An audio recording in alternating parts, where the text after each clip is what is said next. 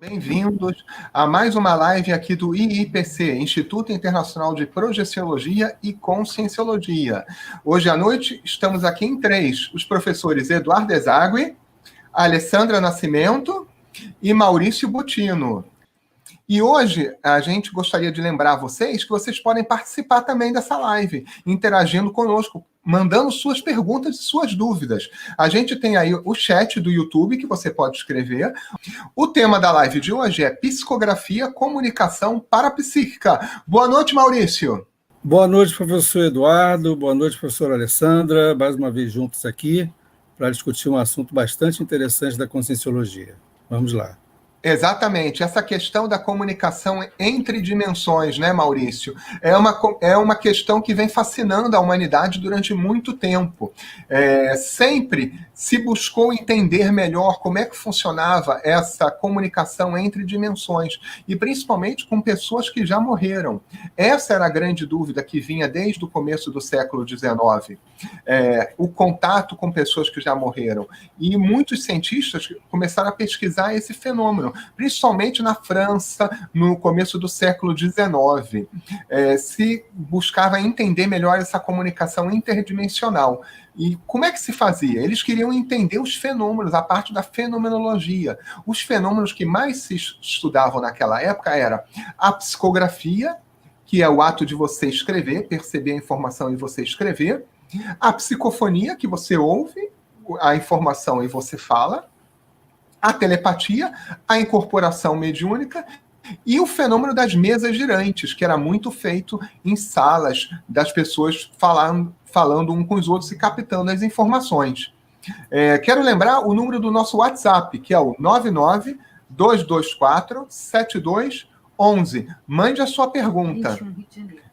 Código 21 do Rio de Janeiro. E o IIPC, a Projeciologia e a Conscienciologia, como ciência, querem trazer para vocês uma abordagem mais moderna, mais madura de todos esses fenômenos. E por isso que a gente estuda com bastante interesse esses fenômenos, buscando um entendimento científico, sem crenças e sem, como é que se diz, nenhum tipo de aspecto de religião inclusa no estudo da fenomenologia. Boa noite, professora Alessandra. Pensei que fosse esquecer de mim. Boa noite, gente. É um prazer estar aqui. Podem me chamar e a gente gosta muito de fazer estudos sobre esse tema. Então, vamos compartilhar a experiência. Boa noite, professor Maurício. Sempre muito bom estar em contato com você. Boa noite, professora Alessandra. Vamos lá. Então, professora Alessandra, a primeira pergunta que eu lhe faria é: o que é a psicografia? O que é o fenômeno da psicografia? A psicografia é o fenômeno conhecido popularmente, né, como a escrita parapsíquica. Então, foi muito usado na época do espiritismo, né? Eles utilizam muito. A gente tinha um médium que fazia muita psicografia, que foi o Chico Xavier. Então, é um fenômeno da comunicação entre um espírito, uma consciex, que a gente chama, né? A consciência que não tem mais corpo físico, através da escrita. Então, existe uma semi-possessão, principalmente dessa parte do corpo, né? Das mãos, e aí a pessoa vai escrevendo, se comunicando com a outra dimensão. Então, tem essa comunicação entre a dimensão intrafísica e extrafísica. E o maior ícone desse tipo de fenômeno aqui no Brasil, né, é o Chico Xavier, foi o Chico Xavier.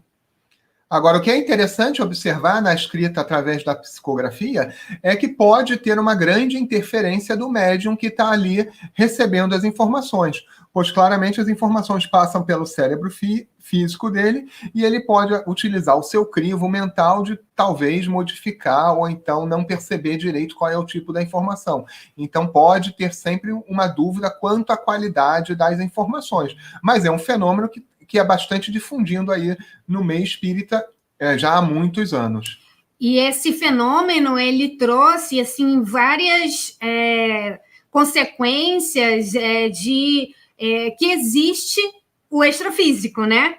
porque ele foi, para algumas pessoas, muito revelador. Então, durante a psicografia, eram reveladas informações que só a consciex saberia, né? Só aquele espírito saberia. Então, isso ajudou muito a consolidar a ideia da existência do extrafísico. Então, esse tipo de comunicação trouxe essa contribuição, né? Principalmente aqui no Brasil. E desmistifica também essa questão da morte, né? Porque se o espírito está lá do outro lado no extrafísico e está trazendo informação, é porque ele não morreu totalmente, ele só deixou o corpo físico, só perdeu o corpo. E isso foi muito importante, principalmente para trazer essa informação aí para quem não tinha essa ideia de que nós teríamos múltiplas vidas. Essa questão assim que o professor Eduardo trouxe, né, assim, da lucidez que a gente precisa ter, né, que a gente pode ter uma psicografia com mais lucidez ou sem lucidez, né, onde a consciência toma conta, né, controla seu braço, sua mão, e você nem sabe o que está acontecendo. Ou você pode ter, né, uma psicografia do outro lado, onde está sendo ditado para você e você está transcrevendo, ou uma intuição. Né? De qualquer forma, a questão da lucidez ela é fundamental, né? Exatamente para você inferir, né? Quem que está meditando, quem está controlando a minha mão, qual é o nível de qualidade que tem essa mensagem, né, que está sendo trazida. Né? E aí, professora Alessandra, ok, esse é um tipo de comunicação parapsíquica, né? Mas existe alguma outra forma de comunicação que seja assim, mais eficaz, mais avançada? Então, antes de entrar na comunicação mais eficaz, eu queria fazer uma contextualização aqui. Duas coisas que eu considero importantes. A comunicação, ela faz parte de um dos itens que a gente considera muito importante da tridotação consciencial. O que é essa tridotação que a gente fala muito em conscienciologia? São 3 ações, atitudes ou comportamentos ou habilidades que nós precisamos desenvolver para ter um bom desempenho evolutivo. E quais são esses atributos? Parapsiquismo é um deles, que tem a ver com a comunicação, se a gente for pensar bem a fundo. A intelectualidade é outro atributo, a gente tem que estudar, nós temos que buscar cada vez mais ser mais eruditos, entender mais de como tudo funciona. E o terceiro é a comunicação. Então, a qualidade da nossa comunicação ela é muito importante para o nosso processo evolutivo. Então, a gente tem que pensar assim, para a gente poder interagir com o universo, com o mundo material, vamos falar assim, com as pessoas, a gente tem que saber falar, a gente tem que saber ouvir. Isso são atributos da comunicação. Se a gente for ampliar essa comunicação para a vida multidimensional, o que a gente quer dizer com isso? Com a vida extrafísica também, com a nossa essência maior, a gente precisa aprender a se comunicar. Já dizia aquele grande comunicador da televisão brasileira, quem não se comunica se trumbica. Um chacrinha. Já diria ele, né? Ou então aquele ditado popular que diz quem tem boca vai a Roma também.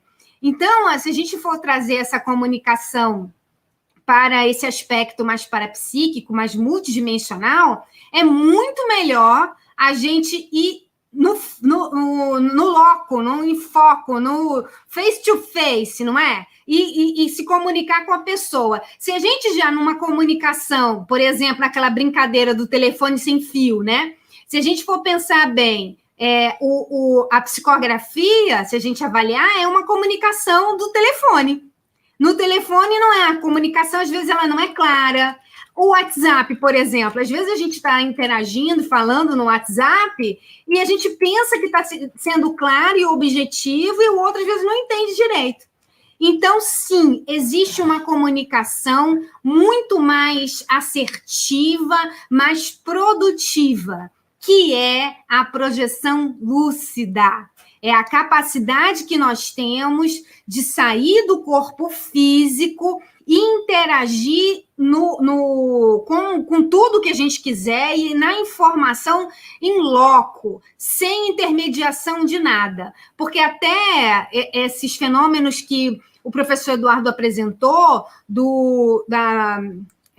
psicofonia, psicografia, as mesas girantes, que eram muito famosos no começo do século, eles têm essa grande interferência da qualidade dos receptores que estão dando essa informação, como o professor Maurício comentou, porque desmistificando, porque muita gente ainda tem essa crença, não é porque a informação vem do extrafísico que é a garantia de qualidade. Boa. Porque não, a qualidade da consciência e a intencionalidade dela não dá para você dizer que é 100% fidedigna só porque é uma consciência extrafísica. No extrafísico tem consciências de todos os níveis evolutivos, outras interessadas em ajudar e outras nem tanto. E é essa a ideia.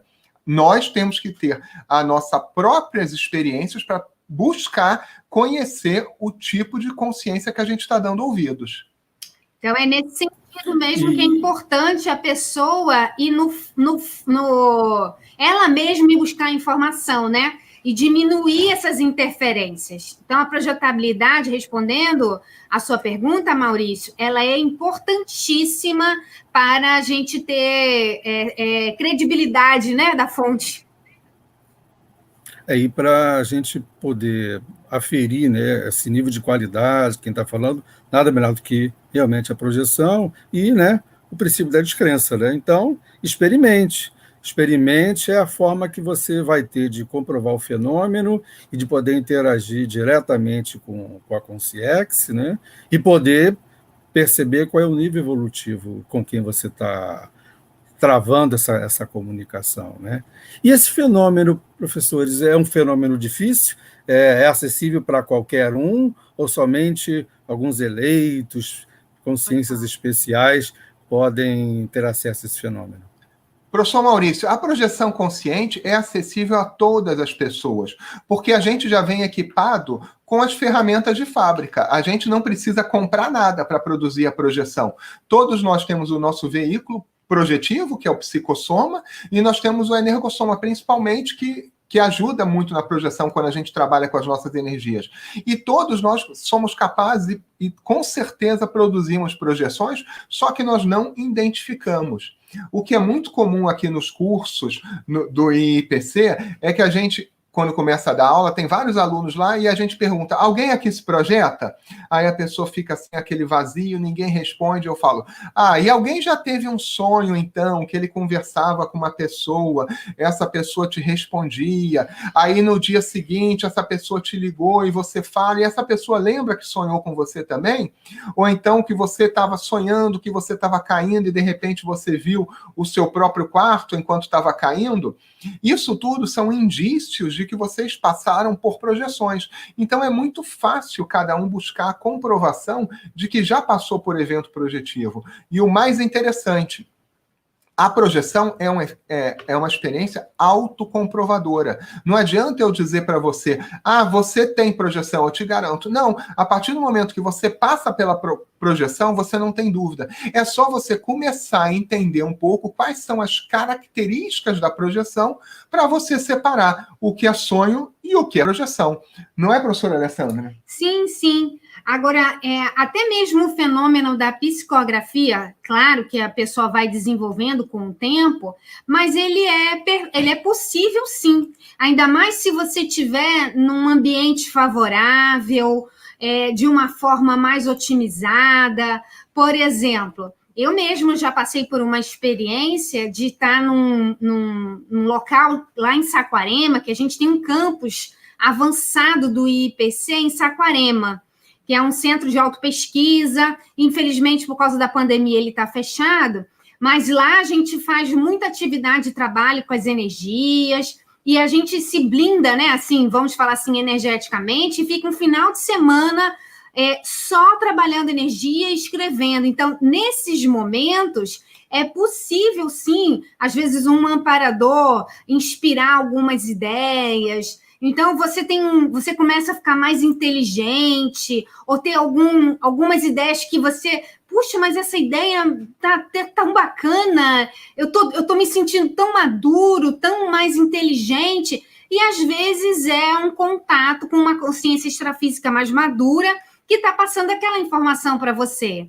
Então, se a gente quiser promover, procurar ambientes favoráveis, isso pode acontecer sim, não é algo assim tão distante da nossa realidade.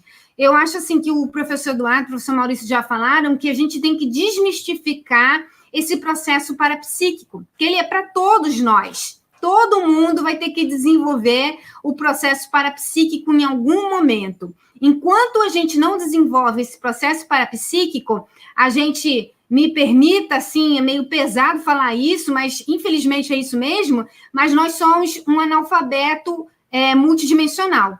Não tem jeito. A gente vai ter que buscar, querer desenvolver cada vez mais esse processo energético parapsíquico para a gente poder acessar as informações de ponta. Informações que não estão escritas em livro nenhum.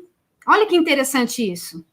E nesse processo da busca da autonomia parapsíquica, em que a gente mesmo, pela nossa vontade, a gente vai se projetar, vai buscar ter as nossas interações no extrafísico, isso ajuda a criar uma vacina contra essa terceirização, que muitas vezes a gente tem aquela síndrome de oráculo, de querer buscar uma resposta pronta de alguém aí que vai trazer lá do extrafísico uma resposta mágica para mim. E isso não é só um fenômeno que acontece ainda hoje no século XXI, não. Isso é desde a antiguidade, desde lá da Roma Antiga, desde o antigo egípcio, sempre existia essa busca pelas informações através de alguns escolhidos que iam trazer as informações através do parapsiquismo. E realmente essas pessoas tinham o parapsiquismo, mas o que acontecia era uma grande terceirização.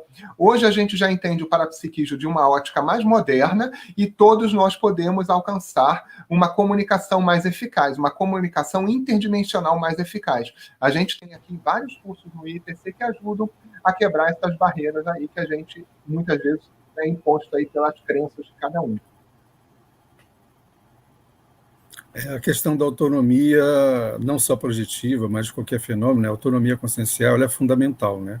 Porque aí você tem a própria experiência e você adquire uma certa independência. Na verdade, a gente está sempre numa interdependência, né?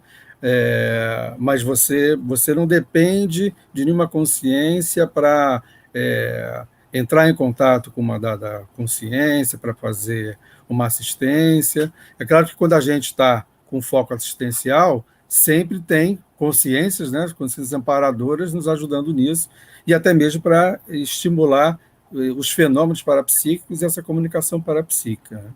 Em relação à comunicação, tem uma pergunta aqui que chegou de André Braz, ele faz a seguinte pergunta: depois que uma pessoa dessoma, quanto tempo ela pode levar para poder se comunicar? No caso, se comunicar com as consciências intrafísicas, né?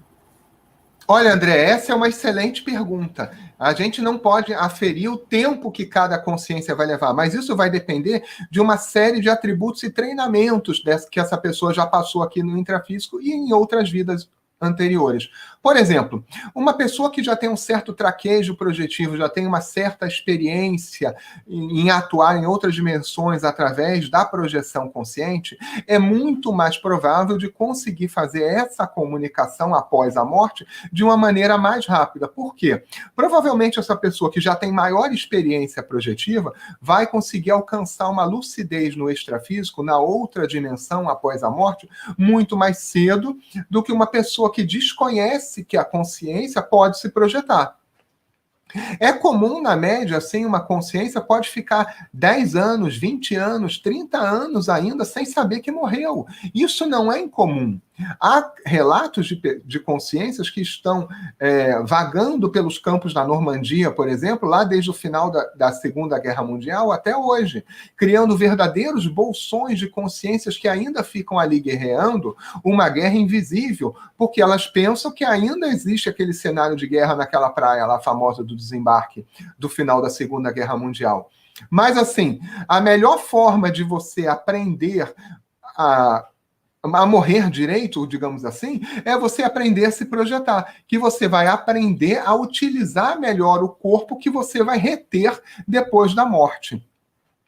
Há relatos de pessoas que têm um traquejo maior que 3, 4 dias após a morte já conseguem se comunicar com projetores que estão aqui vivos no planeta. Mas são pessoas mais raras que têm maior experiência extrafísica. Alguém quer comentar um pouquinho sobre isso também? Eu quero. A gente sabe que teve um professor que era da projeciologia, da conscienciologia, que ele passou pela morte biológica em menos de 6 horas.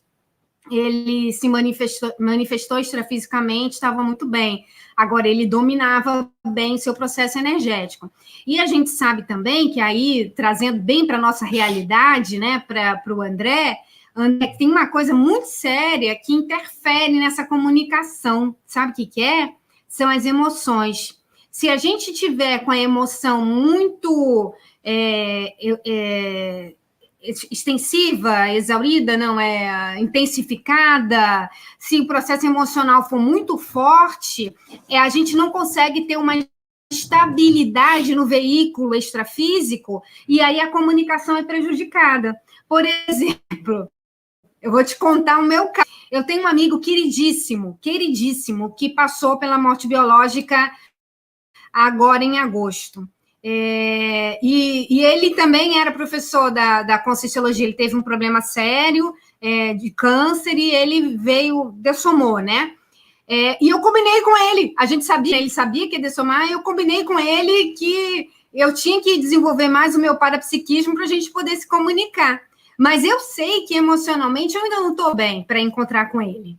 Então, esse fator emocional, ele tem que ser levado a sério, bem a sério mesmo. E, Maurício, a gente tem aqui algumas perguntas. Sim, eu queria fazer antes um comentário, claro, professor Eduardo, a respeito desse tema.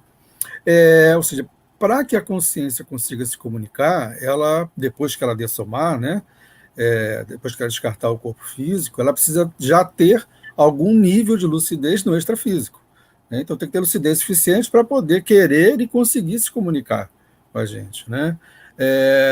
E daí queria trazer a questão da importância da nossa lucidez no dia a dia, porque muitas vezes a pessoa não está lúcida no dia a dia. Se lhe for perguntado, a pessoa nem sabe qual a cor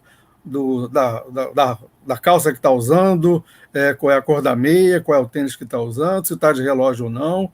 Então, como almejar uma grande lucidez depois que a gente dessomar, se no dia a dia a pessoa vive de uma forma robotizada, né? Então, assim, não tem mágica, né? Não tem uma varinha mágica que você faz plim-plim e você ouvir um parapsíquico ou um grande comunicador parapsíquico. E adquire lucidez também com uma varinha mágica. Então, é importante a gente praticar a lucidez no nosso dia a dia, para que quando a gente dessome, a gente possa ter mais facilidade de rapidamente adquirir uma lucidez no extrafísico e ter essa possibilidade de comunicação e de assistência, né? Mas fala, professor Eduardo, você ia fazer a pergunta? Sim, a gente tem várias perguntas aqui, mas, Maurício, isso que você falou realmente é muito importante, porque só para lembrar, nós somos a mesma pessoa, a mesma consciência. Perdendo o corpo físico, se a gente não tem lucidez aqui, não vai ter lucidez lá. A gente fala assim aqui e lá didaticamente, mas nós somos a mesma consciência, nas duas dimensões, nas múltiplas dimensões. São as dimensões se interpenetrando, né, e está tudo junto e misturado, né? E a gente está atuando, mesmo que não se dê conta, em todas essas dimensões simultaneamente, né? A gente tem uma pergunta aqui, Maurício, a pessoa Márcia Silva, ela pergunta o seguinte, até para mim a pergunta, professor Eduardo, sendo assim, podemos estar comprando livros psicografados exclusivamente pela mente do homem, ou seja, canalizadores em animismo? Olha, Márcia, realmente isso daí vai, acho que da intencionalidade das consciências que estão por trás, né? É muito difícil a gente afirmar, mas que pode existir fraude, sim, mas podem existir livros legítimos, sim. Provavelmente as psicografias grande parte sérias como as do Chico Xavier, que foram psicografias comprovadas, são de pessoas sérias, mas pode ser que hoje hajam livros publicados que não sejam tão sérios assim. Realmente é difícil você poder inferir se aquele livro foi publicado por pessoas sérias, com consciências sérias ou não. Por isso que a gente traz a questão de cada um poder experimentar, que assim você vai lá, se projeta e você não vai ter dúvida da sua experiência. Quer comentar um pouco, professora Alessandra? Eu gostaria de falar do livro que foi psicografado pelo professor Valdo Vieira, Cristo Espera por Ti. Que esse livro, ele, segundo o professor Valdo, o espírito que ditou o livro foi o Balzac, Honoré de Balzac. E ele foi na década de 60 que esse livro foi psicografado. E teve um estudioso, Osmar, deixa eu ver aqui. Acho que é Osmar Prado, eu acho. Não, Osmar Ramos Filho. Estou até com o livro aqui, olha. E esse professor, ele era estudioso de Honoré de Balzac, e ele escreveu um livro para explicar todos os detalhes, né, de como que o Honoré de Balzac escrevia e comparando com essa psicografia do professor Valdo. Então, ele estudou durante 10 anos, gente. Olha o tempo que ele se dedicou a essa obra. E, no final, ele não conseguiu encontrar pontos divergentes. Pelo contrário, ele se dedicou muito, porque no começo ele duvidava, né? Ele não acreditava, ele era bem cético. Mas 10 anos depois, ele encontrou muitas semelhanças com o que o professor Valdo escreveu.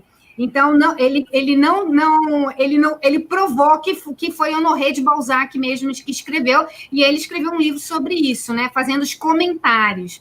Bem interessante o livro. Então, comprovando que esse fenômeno da psicografia, ele existe, acontece, existem pessoas sérias, mas também existem pessoas que não são sérias em todo lugar. Como né? Em qualquer profissão Como também. Em qualquer profissão. E é um fenômeno que é bem interessante. Mas é muito melhor a gente mesmo ir na fonte, né? Por isso que eu acho importante a gente falar do fenômeno da projeciologia. Um outro aspecto que eu queria trazer é a questão da autopesquisa, né? Que, como o Marcial, né, trouxe nessa pergunta, como é que você vai saber se é um pensamento teu ou se é um pensamento genuíno de uma outra consciência que está passando para você? Primeiro, você precisa se conhecer, né? Então, se você não conhece seus pensamentos, não lida com seus sentimentos, não domina suas energias, ou seja, se você não faz autopesquisa para se conhecer bem, na hora que vem uma mensagem, fica tudo misturado. Então, você não sabe dizer se isso é meu ou isso não é meu, né? Então, eu fico irritado. Essa irritabilidade é minha ou não é minha? Né? Da mesma forma, esse pensamento é meu ou não é meu? Ou seja, a questão da autopesquisa, do autoconhecimento profundo, ele também é um fator importante, né, na hora que você está lidando com fenômenos parapsíquicos, para você poder distinguir o que é seu ou o que não é seu. Né? Tem uma pergunta aqui também, de Alain Magui. Ele diz o seguinte: é seguro praticar o parapsiquismo sozinho em casa ou o ideal é estar em grupo? Olha, Alan, você pode utilizar o parapsiquismo sozinho e bem acompanhado de preferência, não tem problema não, pode ser em grupo e pode ser sozinho.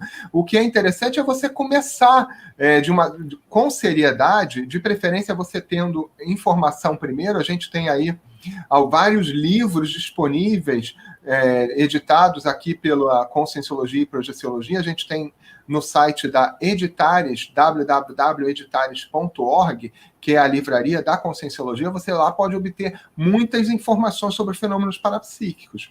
O ideal era se você pudesse fazer um dos nossos cursos, que vai poder aprofundar bastante essa questão da parafenomenologia. Mas sim, é bastante seguro você poder fazer os fenômenos sozinhos e em grupo, sim, não há problema nenhum. Inclusive, se você junta um grupo de pessoas parapsíquicas, as experiências podem ser bastante interessantes e bastante comprovadoras e autocomprovadoras. Mas para isso tem que ter bastante seriedade das pessoas envolvidas.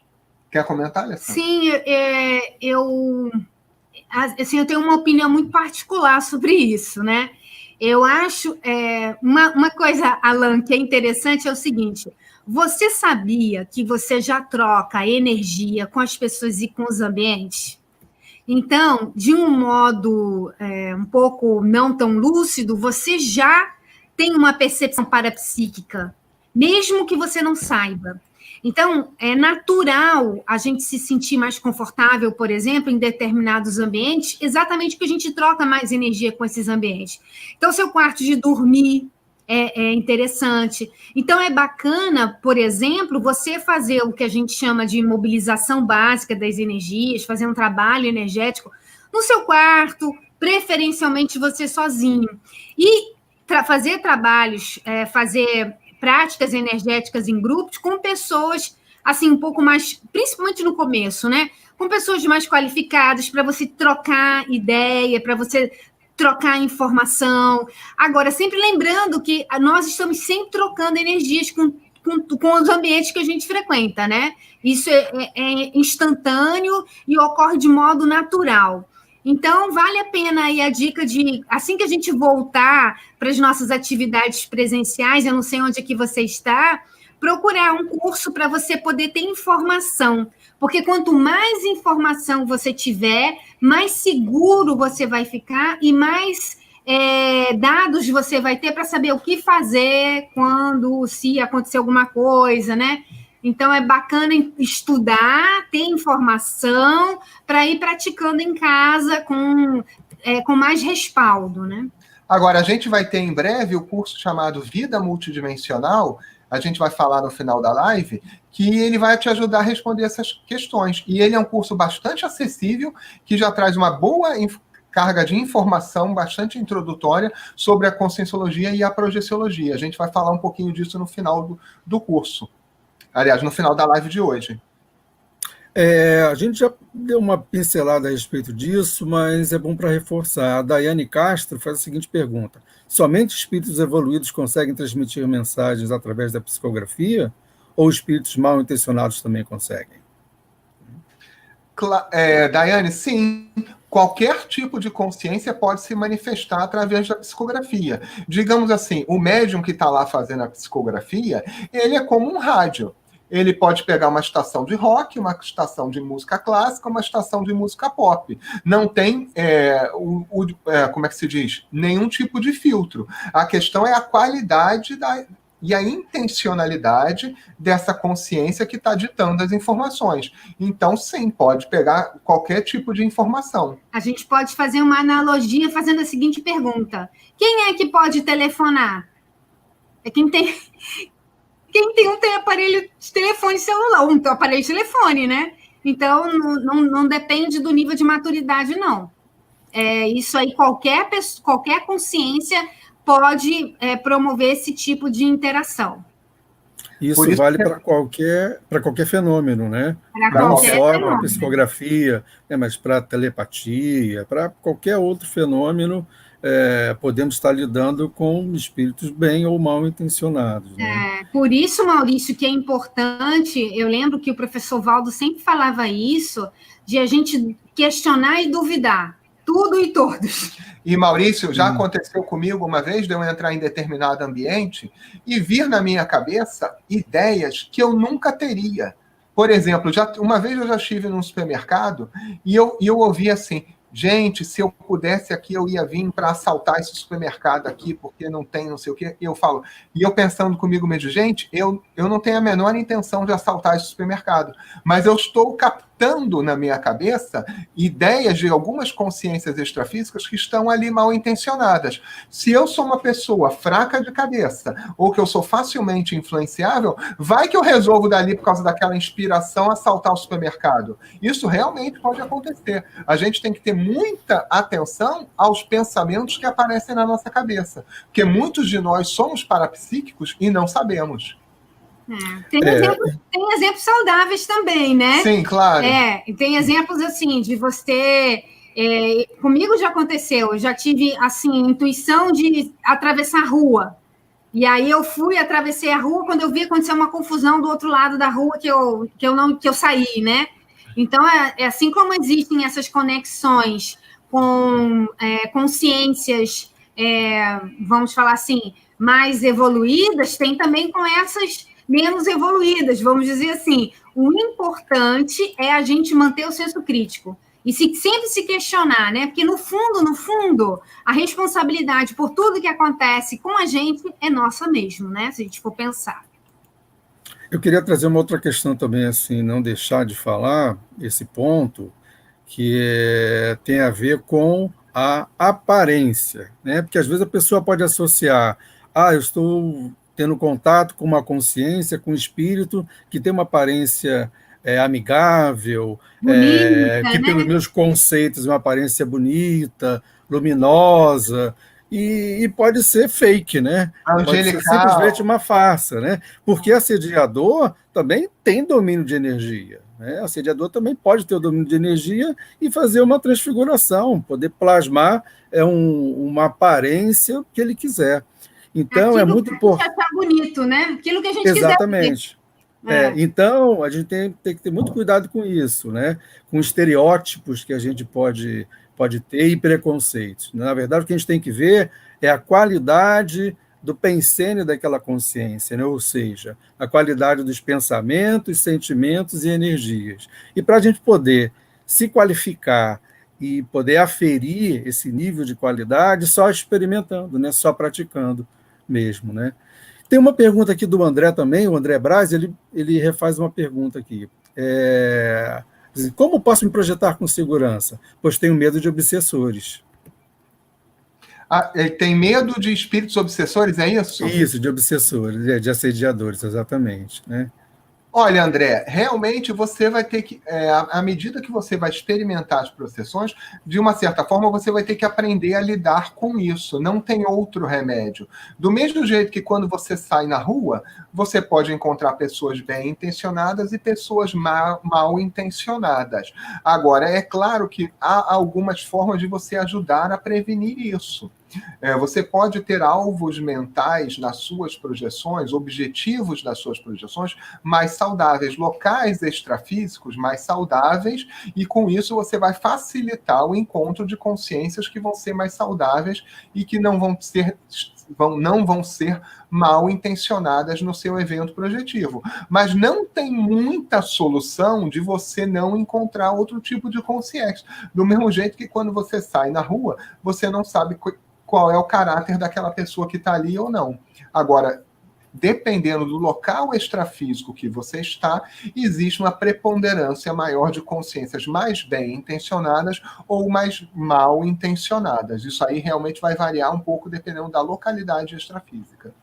Sabe uma coisa que eu acho interessante? É o modo como a gente enxerga o que está ao nosso redor. Essa consciência que muitas vezes a gente interpreta como obsessor, como assediador, na verdade é uma consciência carente, que precisa de informação, que precisa de um nível de compreensão um pouco maior.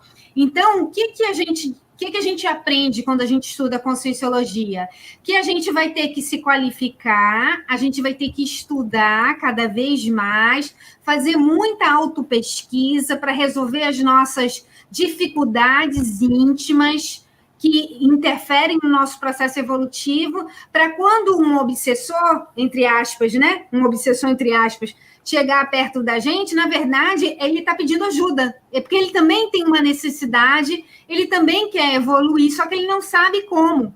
Então, quanto mais a gente vai estudando, mais informação a gente tem, e mais esclarecimento a gente faz. Aí o obsessor vai fugir da gente no final, né? Porque ele não vai, essa pessoa só quer saber de evoluir, não estou mais a fim de encher o saco dela, não, que ela vai querer mudar meu pensamento, né? Então, é interessante, isso acontece às vezes. E, André, uma coisa que eu gosto de falar, que é uma forma bem prática e com bem pouco drama de você encarar, é o seguinte: o máximo que vai acontecer depois de um evento projetivo, que você encontrar com pessoas ou consciências que não são muito interessantes, é você voltar para sua cama. Da cama não passa. Então fica tranquilo, você vai e volta do evento projetivo, mesmo encontrando, digamos, consciências desagradáveis, vai ser só mais uma experiência para vocês somando e adquirindo experiência. Do chão não passa, fica tranquilo. Tem uma pergunta aqui do Genilson Gaudêncio, que ele pergunta assim: depois da dessoma, a consciência ampliada com lembrança de vidas passadas? Nem sempre, né, Genilson? Porque acessar as vidas passadas exige maturidade nossa, né? Que muitas vezes a gente vai buscar uma vida passada na esperança de encontrar um príncipe, uma rainha, um lorde, e às vezes o que a gente vai encontrar vai ser uma coisa bem diferente, né? Vai ser um ladrão, um trambiqueiro, um assediador, né? De, às vezes, pequenos e muitas vezes de grandes grupos, né? Então, o acesso às vidas passadas, ela ocorre quando a gente já tem maturidade suficiente para lidar com aquelas informações e poder fazer as reconciliações, as autorretratações, poder corrigir aqueles erros do passado, né? Porque hoje nós estamos na nossa melhor versão. Nós somos o acúmulo, né, o resultado de tudo que a gente já vivenciou, seja positivo, seja negativo. Então, hoje é a nossa melhor versão. Agora, Maurício, então, quanto mais autopesquisa a gente faz, é inevitável, a gente acaba descobrindo quem a gente é, né? Quem a gente Exato. foi. Esse assunto, Maurício, é fascinante. Tanto que a gente teve uma live só sobre isso, uma live sobre retrocognições. Quem quiser, procura aí no canal a live sobre retrocognições, que é bastante interessante. A gente tem uma live inteira sobre esse assunto. Mas hoje, gente, pessoal, quero dizer para vocês que, infelizmente, o nosso tempo acabou. Eu quero agradecer aqui a presença da professora Alessandra, do professor Maurício, e quero... Então é isso, né? Acabou o nosso horário. É isso, acabou o nosso horário, gente. Até a próxima live do IPC. Fiquem ligados e assinem o canal. Toda terça-feira a gente tem o painel evolutivo. Acessem também no canal do YouTube do IPC. Às 21 horas. Participem. Tchau, até a próxima. Tchau a todos, um grande abraço. Tchau.